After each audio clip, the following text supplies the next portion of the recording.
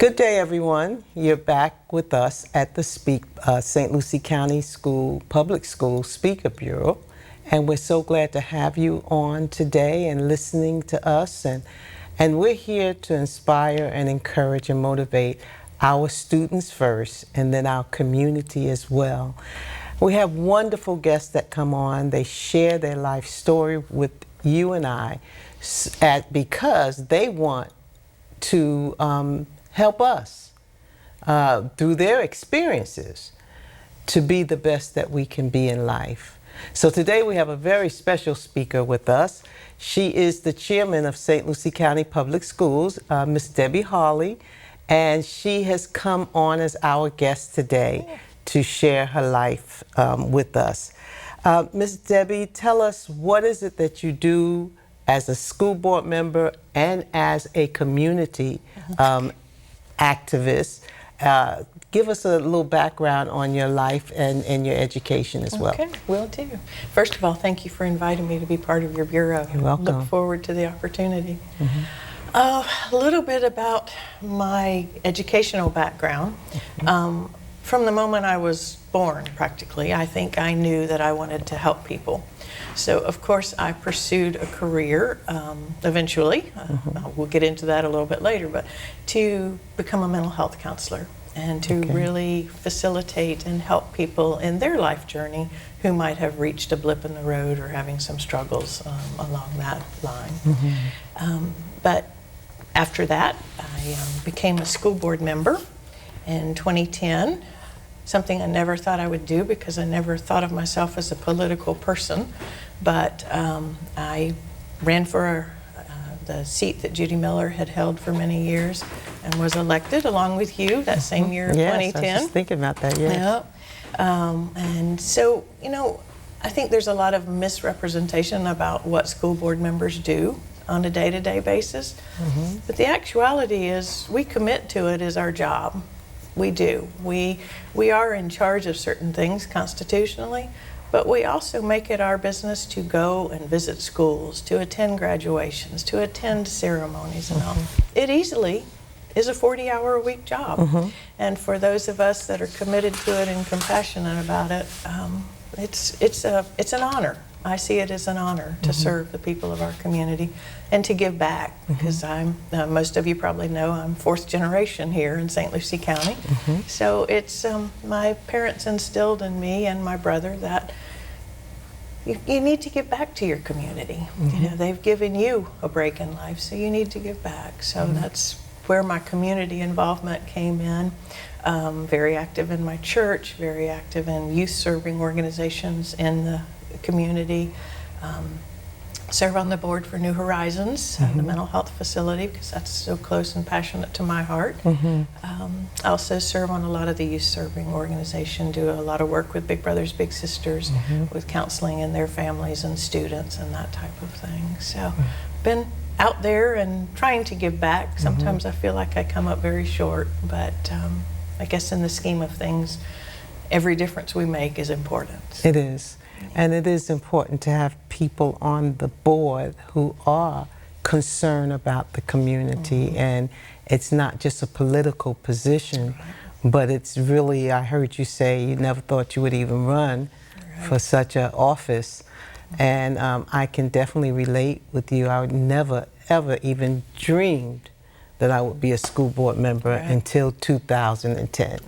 And so it's so good that we have a system where even though school board members do not, our salary is not much, it does help to have a salary of some type so that we can give that time over.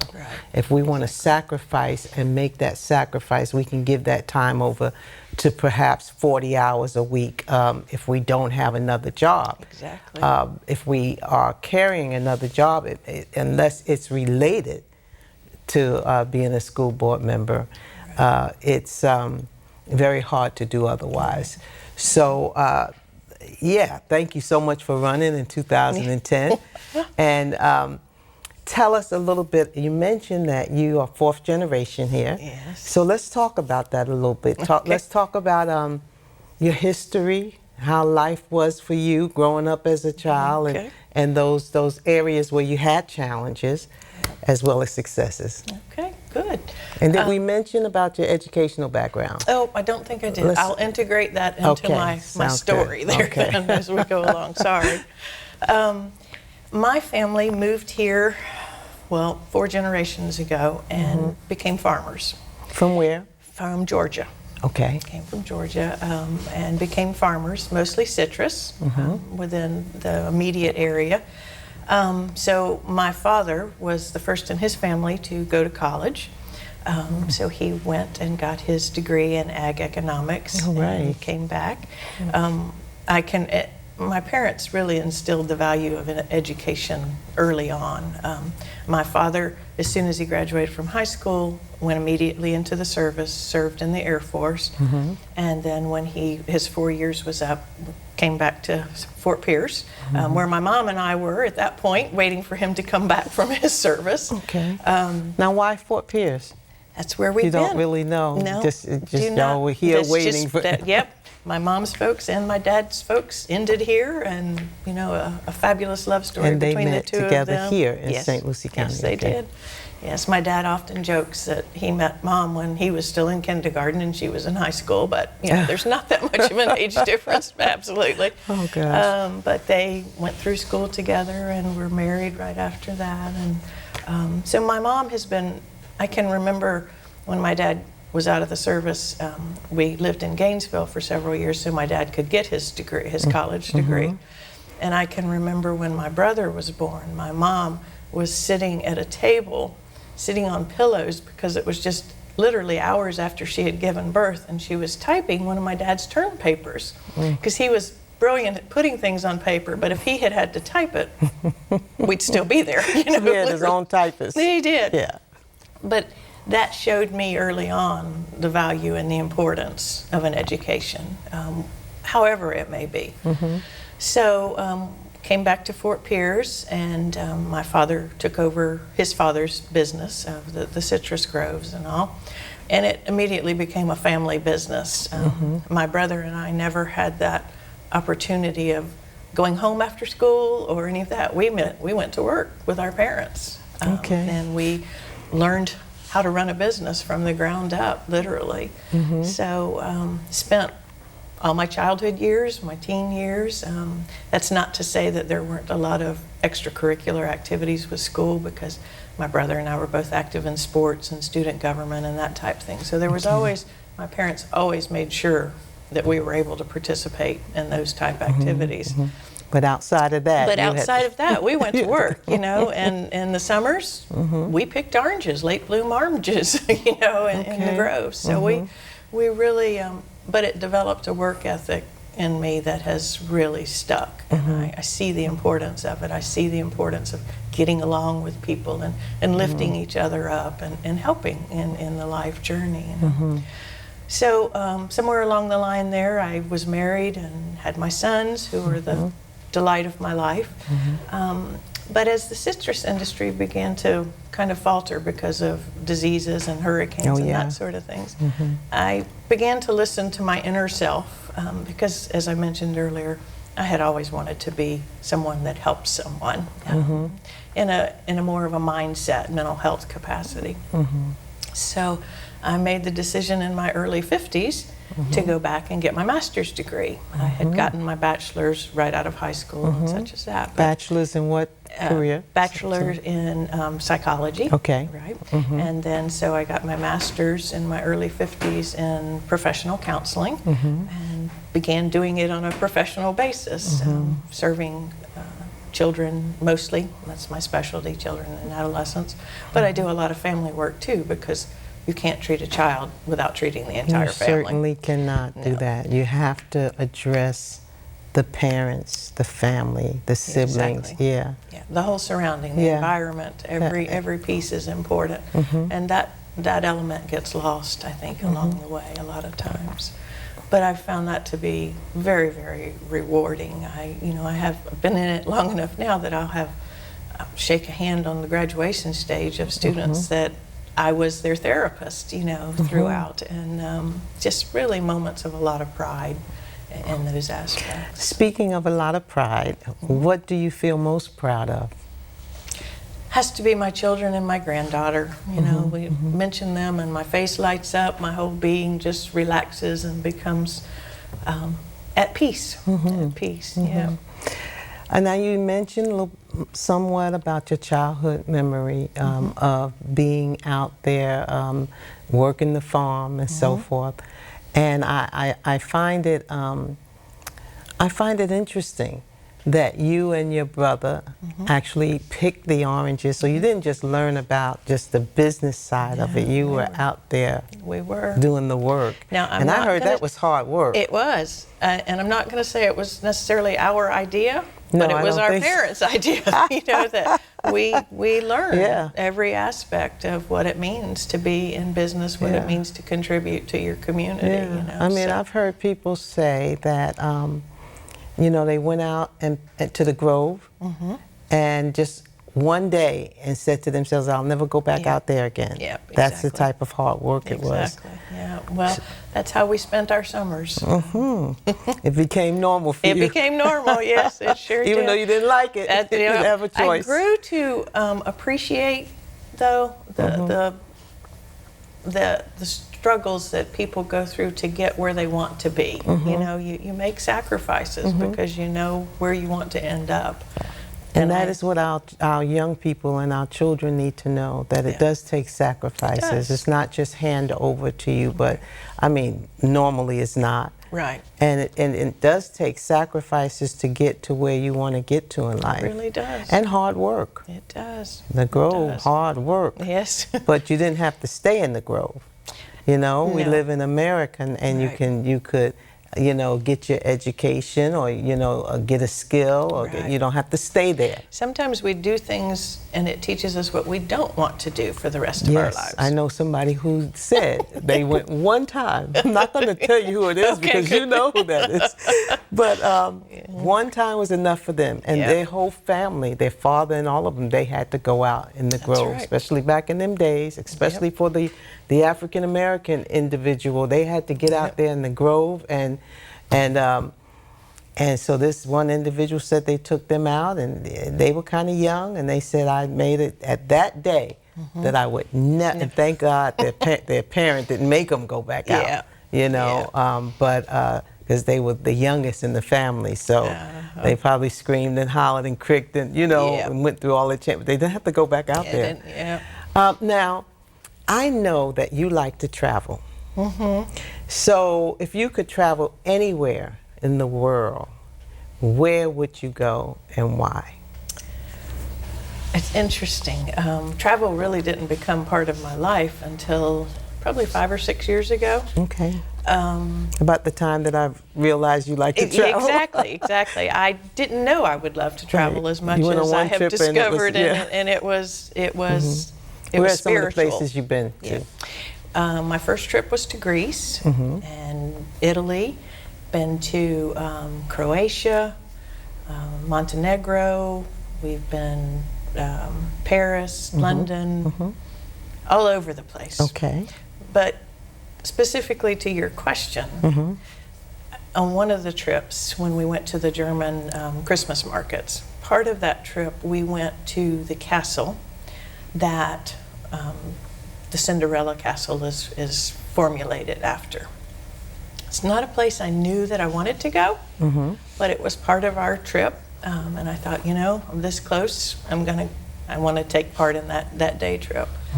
So, got on the bus and went. And to get to this castle, you can either take a tram up or you can walk up. Well, it was during a really particularly tough time in my life. I had just lost my best friend and was really struggling with, you know, my purpose. So I decided to walk to the top of this mountain, which I did by myself. I had travel companions, but they didn't want to walk it. And, you know, looking back, I'm glad that it happened the way it did, because that whole journey up the mountain became good conversation with me and God. And, you know, I got to the top of that mountain and stood outside of that castle, and it began to snow. I mean, it hadn't snowed there in a long time, but snowflakes were just falling down all around me. And I remember standing there, getting covered with snow, and looking up and saying, okay, I will come to terms with this because I have help. You know, it was just a really aha spiritual moment for me to stand there, to feel the snowflakes, to feel in a place that was totally foreign to me, and yet I felt like I belonged, that I was cared for, that somebody was looking after me. Yeah. God was definitely wanting you alone with Him so for that moment. I don't know necessarily where I want to go next. I do know that I want to go other places because interacting with people across the world was just really exciting and enlightening. So is there a place where you've always wanted to go to? You might have already been there. It might have been that moment, but a place that you always wanted to go to. I want to go to Machu Picchu. Why? I think of that as another very spiritual place. Okay. I really do. Yeah, Okay. That's on my bucket list. And hopefully, I'll feel confident enough one day to get on an airplane and travel again. You know, this is not the time right now. No, but I don't know when we'll be traveling out of the country again. Exactly. But I am going away for a few days when I finish with this recording. And so when you mentioned that, I'm going by myself, and if I remember correctly, I've never gone by myself anywhere like this. So I'm going to be expecting God to speak to me too. There's a reason why I'm going by myself and spending that time. Now, here's a question for you. Okay. If you could keep 2 possessions, what would they be? Now, I know that's kind of food for thought, but... Yeah, it's a very reflective question. I would keep all of the pictures that I have in my possession of my ancestors and my family, and because I go back through the albums and look and think about the history of where we were, where we are. And history is so journey. important. Yeah. The history of where we come from. Exactly. And who we are. I was thinking just the other day, my father's mother, and I didn't grow up with my father, my dad. He died early, and he and my mom separated early. But I had an opportunity to meet his mother, and hear some of the story. And she was a teacher. In fact, she was one of those teachers where it was one-room schoolhouse, and she had all grade levels. And so she met my grandfather. He was one of her students. Now, we can't do that today, but back then, he was one of her older students, and they ended up getting married. And so I have that history, but I don't know much about my family background history. And that's why I'm such an advocate for the African American curriculum merging with the schools, because I understand how important it is for our children to know where they come from and to know the good. You know, I'm sure when you reflect, you're reflecting on good things that your parents did and accomplished in a very rough time. And that is something that's very motivating. So I can understand, you know, it was interesting that you would say that would be one thing, would be the picture. Really, so you can look back at your history and understand where you come from, and your children and their children. I'm sure you take that little grandbaby and you go through. That's right, we do. Yeah. And I've told my sons, you know, you can get rid of everything else when I'm gone, but hang on to these pictures, because that's our story. That's our story. Well, no need to go to the next thing, but if you have You know, I don't know that I have a couple of pieces of jewelry that are really special because they belong to either my grandmother's or my mom, and they've been passed down, and I look forward to the day I can pass them on to my granddaughter, you know, because there's wedding rings, things that are significant as part of our story. If you had a chance to do a do-over in life, what would you do differently? I would have gone ahead and completed my work on my master's earlier, before I had children and all, because I did that during the course of while my Raising. sons were growing up, you know. So it was, you know, they sacrificed, I sacrificed a lot to get it when I chose to. But I would go ahead and get that component done earlier.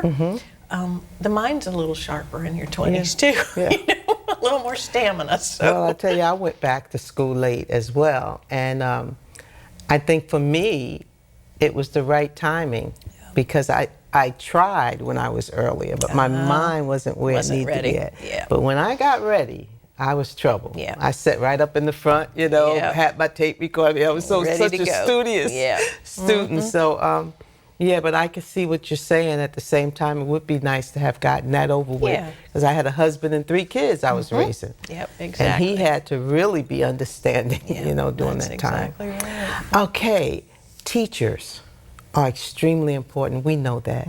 We know that they're not only just frontline people, and not only do they teach academics, but they're teaching a whole lot to that child. That's right. And they're really parents away from home.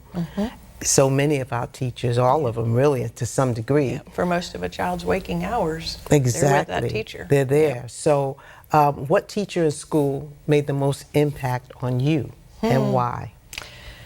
That's pretty easy for me. Oh, good. It seems easy for most people that I talk to. Lois Watts was my 3rd grade teacher at Lawnwood Elementary.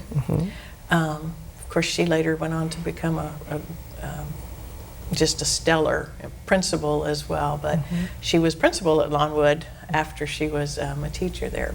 She made the biggest influence on me because I have always been a bit of a perfectionist and just really want to do 110% on everything I do. Well, we had a test in her class one day and I failed it miserably.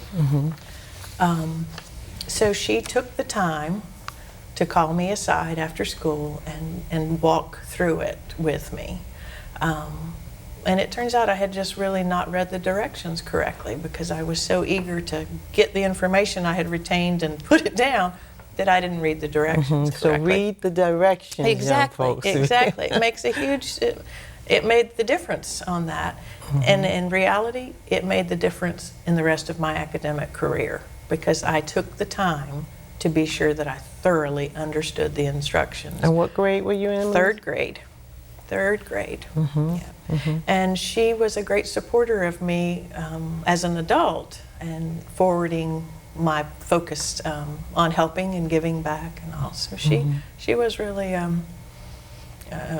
great influence on my academic life for sure. Incredible. And usually the younger a child is, the more you can mold them and you Right. can influence them and so forth. Exactly. So, and that is what I hear many times. Kids are skipping over high school and middle school, not kids, but speakers, when they're talking about that teacher, Yeah. you know, that really influenced and propelled them. Then the other teachers just helped in the process of them Exactly. moving forward. I'm sure you're an avid reader. Yes, I am. What are your top 2 favorite books and why are they your favorite? Whew, that's tough because my reading goes back to childhood as well. My grandmother would take me to the library every Saturday morning. Okay. We would go and get books and go home, and I would spend the day and oftentimes Saturday night with her. And we'd spend a good amount of time just sitting out in the swing reading our own individual books. So that really was the development of my love of reading. I don't know that I could name a specific book or two. I really read a wide variety. Instructional, I read a lot on psychology, those kind of books. And then I'll read the fluff novels as well too when I just need some downtime to go through. But I really like the self-help books. Drive comes to mind, 7 Habits of Highly the Effective self-help People. books. So I don't know that I really could name a favorite because I have so many. I mean, I have bookshelves full of books. Yeah. And I'll go back through and they're dog-eared and I'll go back and say, no, I wonder why I put a note here, and I'll read it. Well, I don't know about you out there, but you just inspired me in the area of your grandmother Yep. taking you every Saturday. Every Saturday. I would like to be that type of Yeah. grandmother. I have my grandkids several times out the week. Yeah. And some are more avid readers. I've got 3 of them than others. But I'm thinking if I took them to the library Yeah. on those days that I had them at least once a week, That's right. It's the difference that would make. I can remember Yeah. those were the days where you'd go to the index file to find out where the Right. books Yeah, were and yeah. all of that stuff. And you I know, did but that it's- with my children. I did that with my kids, but my grandkids, I have not done that Yeah. yet, I don't think, because I'm thinking, well, the parents will do that. Yeah, but Their mother sometimes is they an don't. avid reader. Yeah. But now with the COVID, you know, Yeah. it's a different story. We have to. And I'm not one that likes to download a book on an iPad or something. I want to You hold want to the hold book that and, book. you know, Okay, go back we're and forth. almost out of time. I mean, the Okay, time goes sorry. so quickly. Yeah. But I want to ask you this question. If you were president of the United States, what would be the first thing that you would do? I hope you had a chance to kind of look at that one. I would make education, K-12 education, truly accessible and appropriate for all students, and take the politics out of it. I think as a nation, we let politics get too entwined in the decisions that are made and not within the local communities. So a free and public education is a right. It's given in the Constitution. So that would be my focus, to be sure that that happens Yes. as our forefathers intended it to Where happen. every school, public school would be a stellar school. Exactly. Yeah. Have the resources they need, have the teachers that felt valued and wanted to be there because they felt valued, and were compensated as such. That's great. Now we do have a little bit of time, Okay. slightly. So do you have a hero? And if so, Who would Who that is it? hero be? Honestly, Dr. Mills, I'd have to say my parents. that's wonderful. They really are my heroes. That's how I important couldn't- parents are. Exactly. Yeah. Exactly. They've been my role models. They've instilled in me the work ethic, the spiritual life, everything that's important Wow. to make a human whole. Yeah. So I think that's so important in this day and time that you can see your parents as being your hero. You know, for our young people who have parents who really care and nurture, or even one parent. I always say a grandparent Exactly. can be a parent. One you know, caring an auntie adult. can be a parent, a foster That's parent. right. But one caring adult, Yeah. how important that is to understand what we have and what they have. They're the ones that really pushed me out of my comfort zone, because I was very introverted as a child. People wouldn't realize that now, but Well, I was. thank God for good parents. And they pushed me out of the comfort zone and believed in me, and what a long-lasting gift it's been.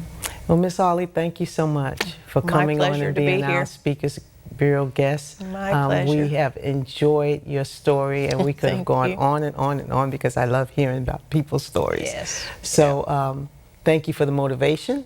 Thank you for the idea Absolutely. that you've given me. I am going to try to do Let's that. start meeting there on I like Saturday that. mornings. And we are completely out of time. So we thank you so much for coming and joining us at the Speakers Bureau. You have a blessed day and enjoy life, and know that you too can make it.